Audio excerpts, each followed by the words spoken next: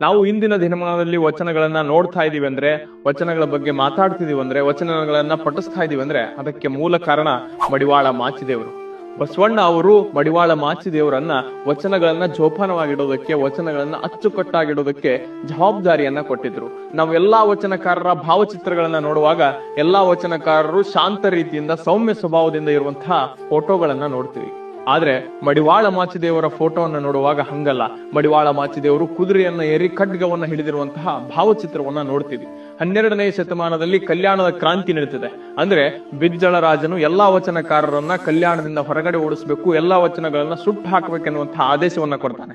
ಅದೇ ಸಂದರ್ಭಕ್ಕೆ ವಚನಗಳನ್ನ ಸಂರಕ್ಷಣೆ ಮಾಡೋದಕ್ಕಾಗಿ, ವಚನಗಳನ್ನ ಕಾಪಾಡೋದಕ್ಕಾಗಿ ಮಡಿವಾಳ ಮಾಚಿದೇವರು ಖಡ್ಗವನ್ನ ಹಿಡಿದು ಹೋರಾಟವನ್ನ ಮಾಡಿ ವಚನಗಳನ್ನ ಉಳಿಸ್ತಾರೆ. ನಾವು ಇಂದಿಗೂ ಅದೇ ವಚನಗಳನ್ನ ಓದ್ತಾ ಇದೀವಿ. 12ನೇ ಶತಮಾನದಲ್ಲಿ ಅನುಭವ ಮಂಟಪವನ್ನ ಬಸವಣ್ಣನವರು ಸ್ಥಾಪಿಸುವಾಗ ಪ್ರಮುಖ ಪಾತ್ರವನ್ನ ವಹಿಸಿದವರು ಮಡಿವಾಳ ಮಾಚಿದೇವರು. ಯಾಕಂದ್ರೆ ಮಡಿವಾಳ ಮಾಚಿದೇವರು ಯಾರೇ ಆ ಅನುಭವ ಮಂಟಪದೊಳಗಡೆ ಬರುವಾಗಲೂ ಕೂಡ ಅವರ ಸಂದರ್ಶನವನ್ನ ಮಾಡ್ತಾ ಇದ್ರು. ಸಂದರ್ಶನವನ್ನ ಮಾಡಿ ಅವರು ಅನುಭವ ಮಂಟಪದಲ್ಲಿ ಇರಬೇಕೋ ಬೇಡೋ ಎನ್ನುವಂಥದ್ದನ್ನ ನಿರ್ಧಾರ ಮಾಡ್ತಿದ್ರು. ಮಡಿವಾಳ ಮಾಚಿದೇವರನ್ನ ಎಲ್ಲರೂ ಕೂಡ ಮಾಚಿ ತಂದೆ ಅಂತ ಕರಿತಾ ಇದ್ರು. ಕಲಿದೇವರ ದೇವ ಎನ್ನುವಂತಹ ಅಂಕಿತ ನಾಮವನ್ನು ಇಟ್ಟುಕೊಂಡು ಹಲವಾರು ವಚನಗಳನ್ನ ರಚನೆ ಮಾಡಿ ಇಂದಿನ ಸಮಾಜಕ್ಕೆ ಕೊಡುಗೆಯಾಗಿ ಕೊಟ್ಟಿದ್ದಾರೆ. ನಾವು ಓದ್ತಾ ಇರುವಂತಹ ವಚನಗಳ ಹಿಂದಿರುವಂತಹ ಶಕ್ತಿ ಯಾರಂದ್ರೆ ಮಡಿವಾಳ ಮಾಚಿದೇವರಂತಹ ಶರಣರು.